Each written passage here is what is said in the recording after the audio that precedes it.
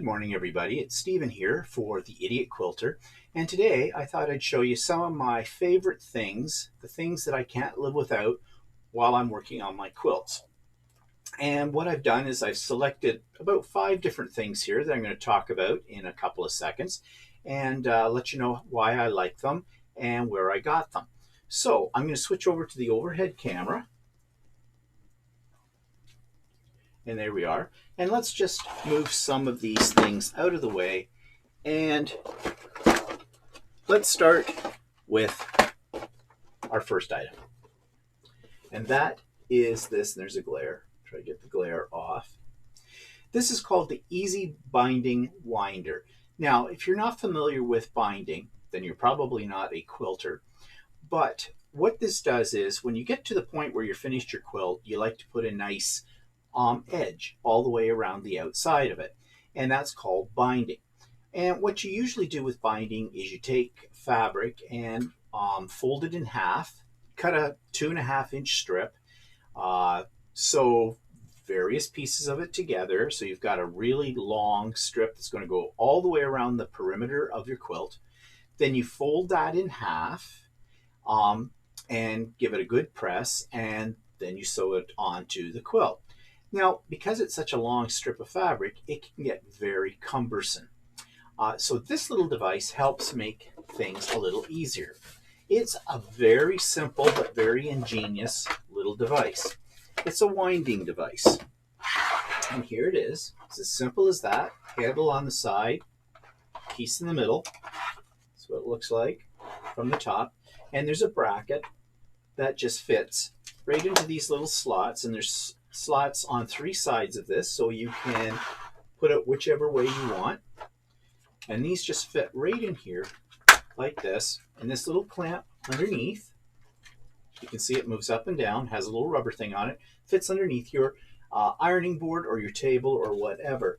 Now, I can't show you how that works, but I think you get the idea. And it fits on most items. Now, what makes this so revolutionary? Well, you see, inside of this, let's just take this off. We're going to pop this off here for just a second. You see this little coil? And on this coil, there's a little clip. So you take your binding and you fold it over in half, as I said before, and start ironing it, pressing it down to get it started. And then once you've got about 12 inches of that done, you can slip it underneath this little piece when you have it in the holder and reinsert the handle. It's easy as that. And as you press, let's pretend this is your strip of fabric coming out here. As you press it, you roll it up. Now you're going to say, well, couldn't you just do that by hand? Yes, you can. However, this little device makes it much easier to manipulate that long strip, keeps it nice and neat, keeps it up off the floor. And the beauty part of this is when it comes time to put the binding on your quilt, then you just take this little device, set it over by your sewing machine, and feed your length of fabric from it as you sew. Again, you're going to think, well, why can't you just let it fall on the floor? Well, you can, but that adds more tension, it adds more weight as you're trying to sew. And when you're sewing a binding, you want to be as accurate as you possibly can. And so this allows you to be that way. There isn't any pull on it. It flows off the roller very smoothly. And I found it just made the job of putting a binding on a quilt a lot easier. So this is a really great little item. And as I said, it is called the glare off, Easy Winding Binder. Easy Binding Winder, that's what it's called.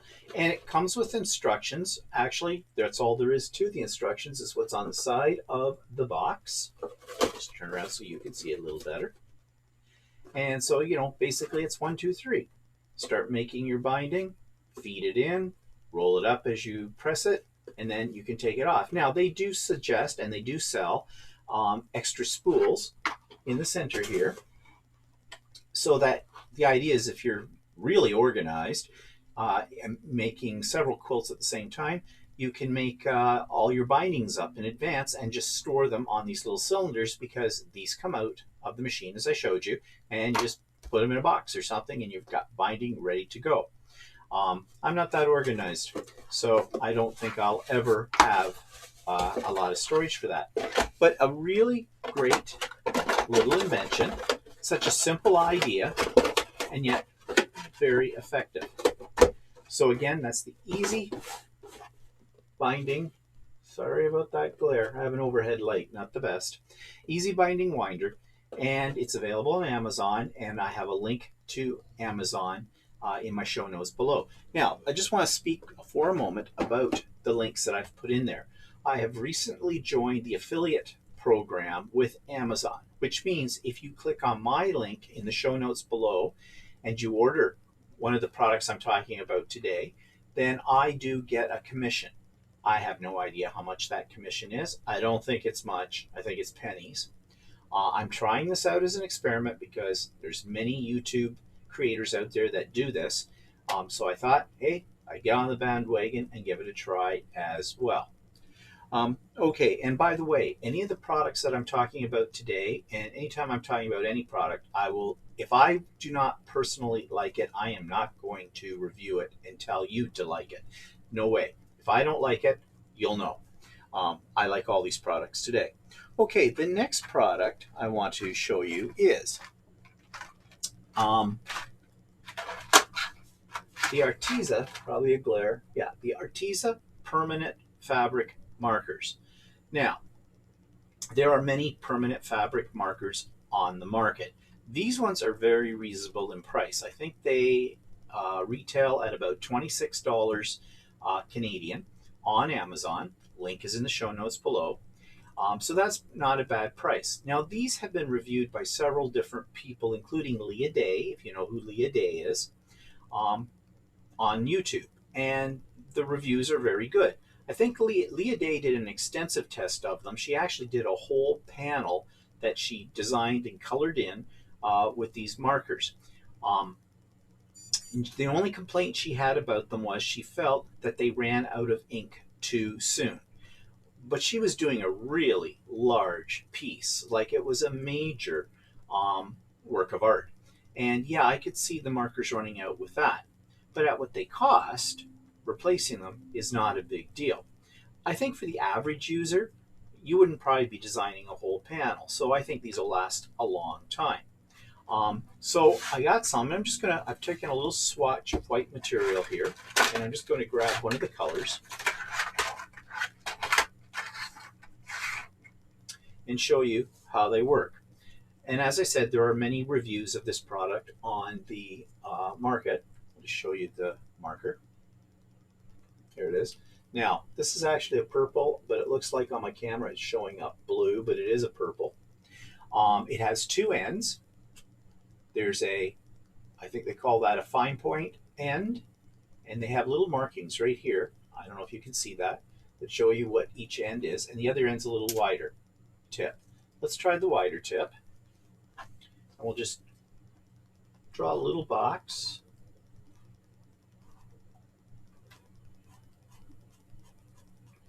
And they go on very nice.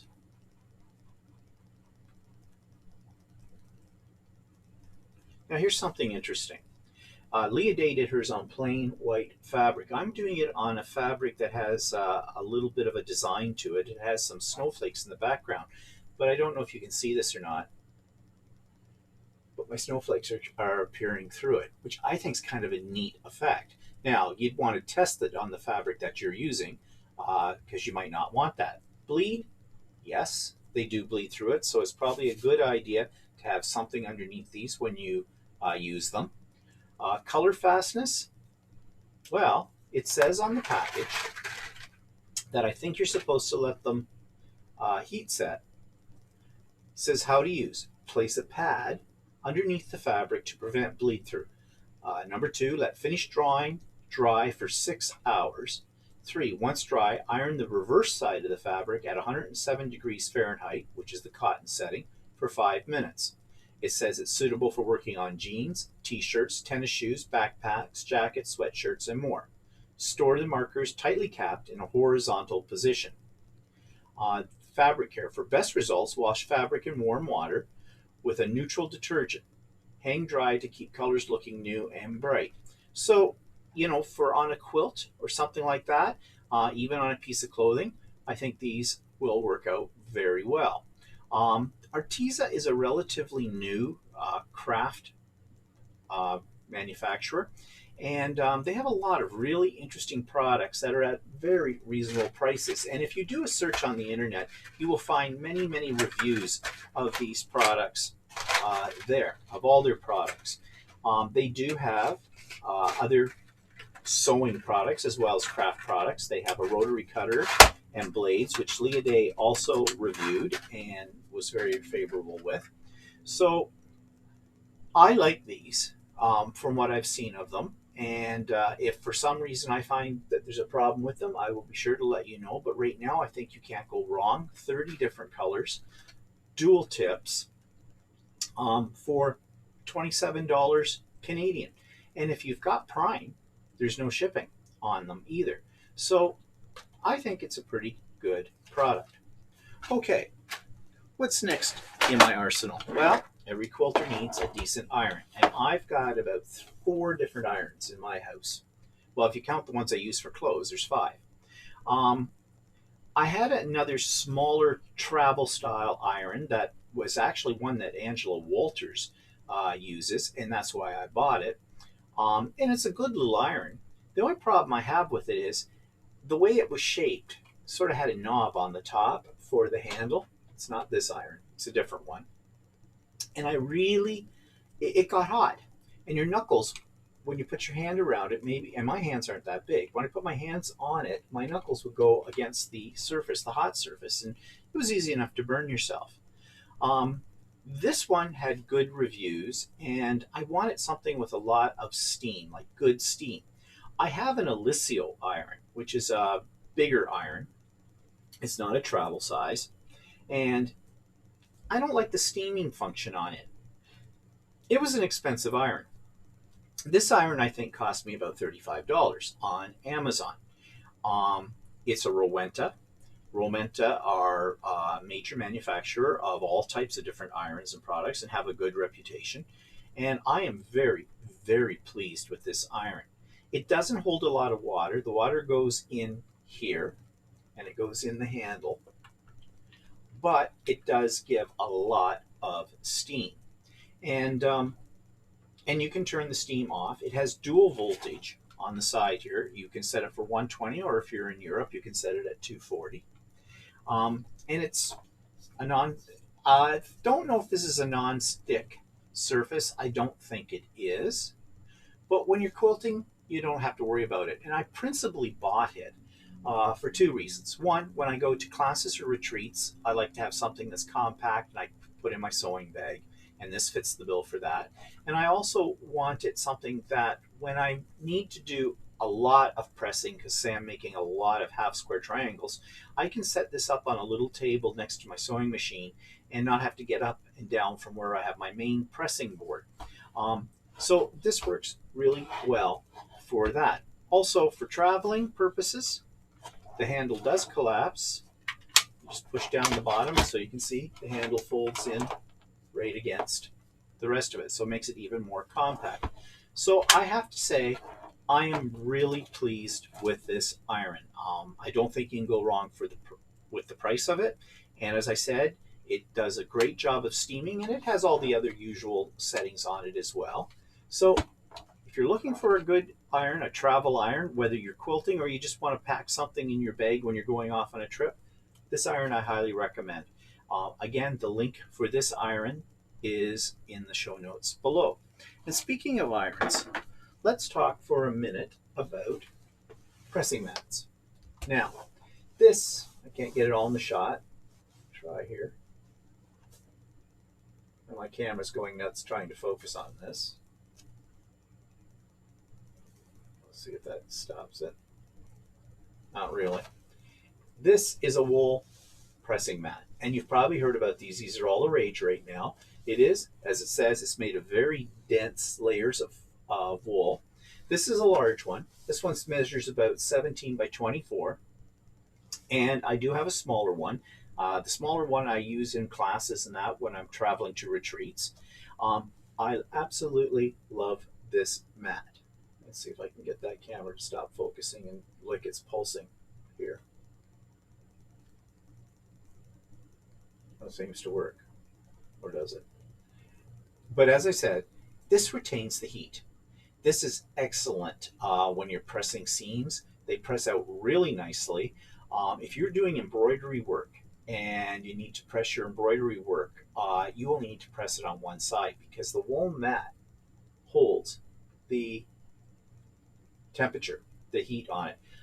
It is great. I absolutely love it. It is an expensive item, I will tell you that, but I don't regret spending the money. I think for this I spent over $100 for this size. You can get them smaller. I think they come in about 4 different sizes. I think there might be one size even bigger than this. Actually, I saw at a quilt store not so long ago a huge one that would have filled up a whole area for about $289. I think they wanted for it. I haven't checked it out on Amazon to see what that size would cost because that would be, I'd love to have one that size on my pressing table, cutting pressing table. Anyways, I don't think you can go wrong, and the link for this is in the show notes below. Okay, let's see if we can get our camera back to focusing properly. Okay, the last thing I want to talk about is another really pricey. Oh no, I have one more thing. I was going to show you this rotary cutter. Well, I'll show it to you now. This is an ergonomically correct rotary cutter. This is a 45 millimeter. I could not find a link for it for this show, although it does show it still in Amazon. I just couldn't find an affiliate link for it. But this, I love this rotary cutter. I love this one so much that I noticed when I was looking for the link for this earlier this morning that they have a 60 millimeter as well. And although I have other 60 millimeter rotary cutters, which I like, I decided to order the 60 millimeter in this. They are reasonably priced. I think this size is about $28 Canadian, and I think the 60 millimeter is about $32 Canadian. And again, if you get them on Prime, no shipping costs. There may be a little bit of tax if you live in Canada on them, but still fairly reasonably priced rotary cutters. Great if you have any kind of gripping issues or problems pressing down with your hand. This works really well. I love it, absolutely love it. But of course, we all know that rotary cutters and rotary blades do need to be sharpened. So I have a really wonderful little device. Find all the pieces for it. There it is. Now, I'll be honest, when I first got rotary cutters, and blades are expensive, I thought, okay, I saw this little device called a True Blue Sharpener. It was electric. Well, it took batteries. No, actually, yeah, it took batteries. It did not work at all. I hated it, and I spent a lot of money on it. So then I was looking for other cutters, and I saw this one. And this basically, what you do is, you take it apart, you drop your blade in here, but this part, actually your blade, okay, I don't have a blade in it. I have some blades right here. Let's show you how this works. Now, these are already sharp blades. They're not dull ones. But you place it down in here, put this part in, screw the other half of the handle onto it. Okay. Would help. Just give me a second. Okay, here we go. Or have I got it? No, not yet.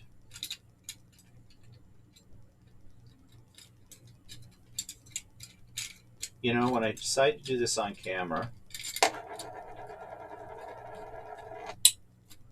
doesn't want to cooperate. All right. There we go. It has to sit. There's a little raised part in there that fits into the slot of the blade. There we have it. You take this, you put it on here, and then you just go around. And I think they tell you to go around about 20 times. And there's a fine grit and there's a coarse grit. So, coarse grit on one side, coarse grit on the other side, and I'm not doing it enough times, and then finish it off on fine grit. And I have found that this simple little device works the best out of the 3 that I own. So I really love it, and it wasn't that expensive. I think it was under $20. Take that off very carefully because blades are very, very sharp. And I do not have a link. Oh, I will have a link for this in my show notes below as well from Amazon.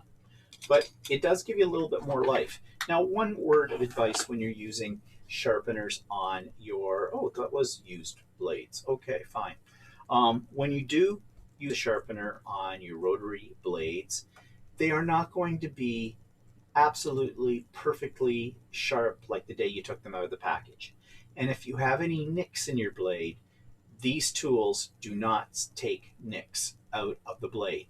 So think of them more as giving a little bit more life to your rotary blades, kind of like reconditioning them.